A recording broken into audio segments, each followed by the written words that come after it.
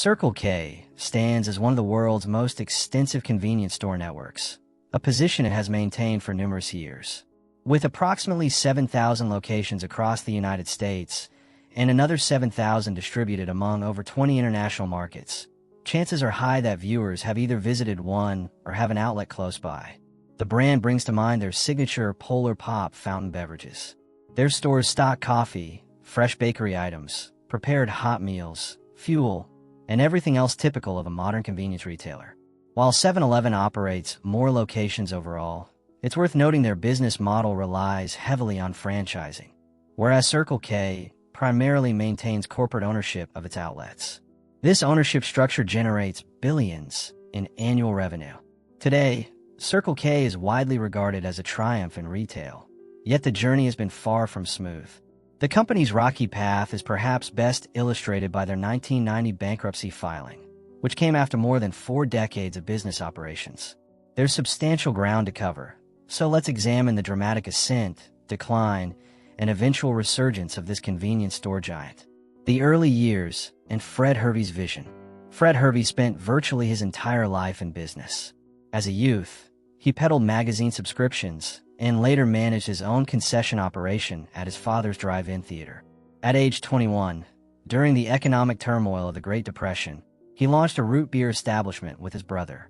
Following naval service during World War II and a term as El Paso's mayor, Hervey purchased a modest 3-store chain in El Paso named K's Food Stores in 1951. The K originated from the founder's surname. 6 years afterward, while attempting to grow into the Phoenix market, Hervey discovered another chain operating there under the nearly identical name K's Food Products. To prevent customer confusion, he rebranded his enterprise as Circle K Food Stores, creating the distinctive logo that literally depicts its name, a truly unique characteristic among companies. The 1960s brought headquarters relocation to Phoenix and a public stock sale that funded rapid expansion. The 1970s saw the chain cross the 1,000-store threshold. The 1980s introduced Carl Eller, a distinguished Phoenix businessman, as the new CEO and board chairman. This appointment marked the beginning of an extraordinary and turbulent chapter. Carl Eller's aggressive expansion strategy. Eller brought impressive credentials to Circle K. His career began at a local advertising firm selling billboard advertising space. When offered the chance to purchase that company for $5 million, he frantically assembled investor backing and closed the deal. Throughout the 1960s, this business expanded and merged with others, generating millions for Eller. He was among the founding investors in the Phoenix Suns basketball franchise, aiming to attract major league sports to the city, and played a significant role in the Columbia Pictures Coca-Cola merger during the early 1980s. His track record of shrewd business transactions was well established, so when he assumed leadership of Circle K in 1983, his game plan focused on scaling through competitive acquisitions. While many companies have pursued similar growth strategies, Eller's approach was extraordinarily bold. Almost immediately upon taking charge, the company deployed $225 million to acquire nearly 1,000 locations from a rival chain called Utotem. This represented a massive transaction. Circle K only operated 1,200 stores before the deal. After converting all locations to the Circle K brand, their footprint effectively doubled. But this was merely the opening move. The subsequent year brought another $100 million investment for 435 Little General Stores locations. The year after saw 450 Shop and Go stores added. In 1988, they absorbed over 500 stores from the charter company, plus an additional $150 million expenditure for nearly 500 7-Eleven locations. Eller's acquisition campaign pushed annual sales beyond $1 billion for the first time and elevated Circle K to second place among convenience store chains. Under his leadership, the store count jumped from 1,200 to 4,600, nearly quadrupling within 7 years. This explosive growth defines Circle K's initial rise. Despite this dramatic expansion, Eller still missed his target of 5,000 stores by decade's end. Before he could push further, circumstances deteriorated rapidly. Profits plummeted, debt servicing became unsustainable, Eller resigned, and 1 week later, the company filed for bankruptcy protection. Quick favor before we dive deeper.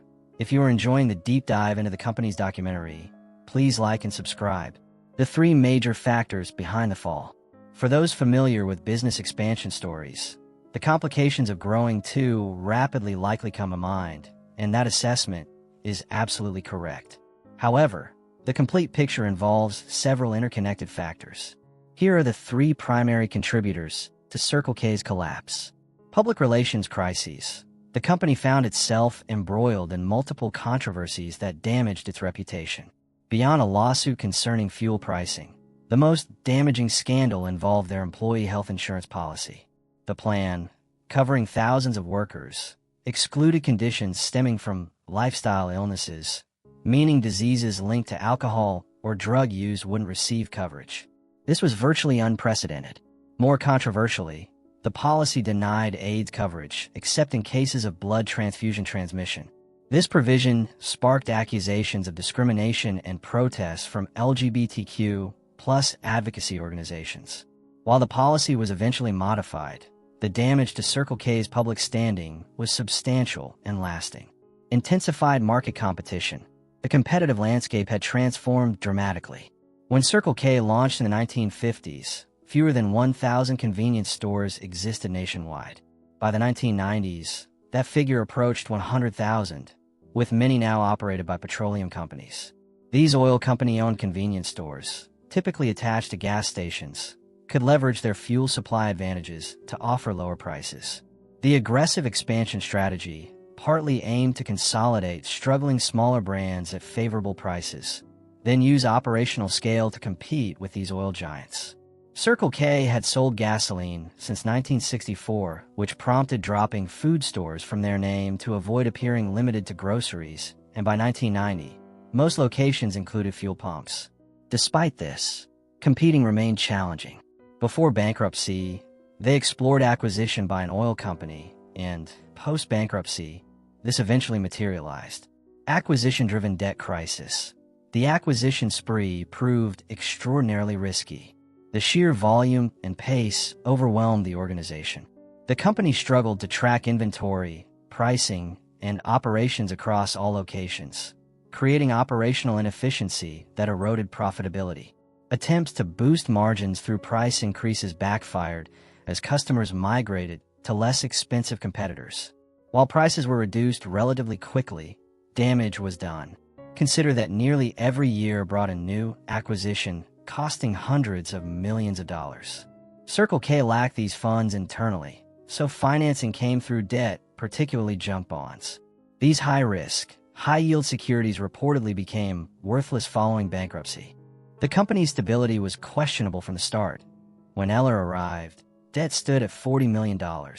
7 years later, it had ballooned to $1.1 billion. Carrying over $1 billion in debt meant annual interest payments exceeding $100 million, further depressing profitability. Circle K had become a large enterprise, generating $3.5 billion in sales, yet losing money. They reported over $700 million in losses during 1990, forcing the bankruptcy filing. This could easily have marked the company's end. Instead, Circle K staged a remarkable recovery. The three keys to Circle K's comeback. Operational streamlining. During the early 1990s, approximately half of Circle K locations either closed or were divested. The company trimmed to a leaner 2,500 store operation, reducing costs significantly. Revenue from these sales funded renovations and upgrades for remaining locations. The network was smaller but substantially improved. Strategic corporate ownership. Larger companies not only rescued Circle K, but accelerated its growth considerably. In 1996, Tosco, a major oil company, acquired Circle K for $700 million. Tosco sought retail distribution for their gasoline to capture higher margins, and Circle K's established network of 2,000+ gas stations provided the perfect platform. Tosco subsequently grew through acquisitions by Phillips, which then merged with Conoco, all major petroleum corporations. In 2003, Canadian convenience store operator Alimentation Couche-Tard purchased Circle K for over $800 million. Couche-Tard was pursuing U.S. market expansion, having already acquired the Bigfoot chain in 2001, which, interestingly, originated the Polar Pop brand. Circle K represented a much larger-scale entry opportunity. Global brand consolidation. QuikTrip continued acquiring major convenience store chains. In 2010, they unsuccessfully pursued Casey's General Stores for $2 billion.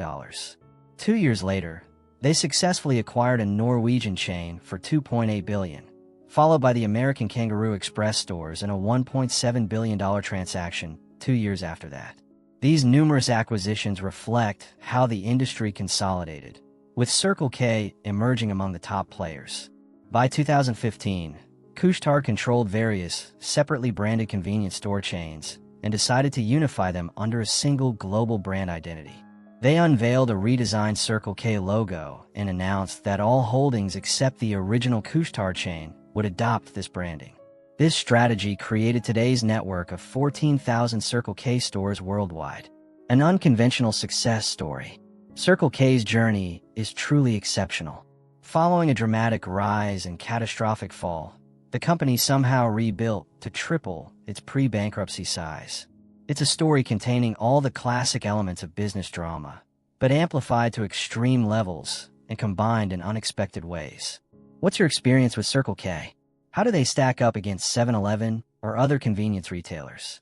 Do they deserve the number 2 ranking, or would you place them higher or lower? Share your thoughts on this incredible comeback story in the comments.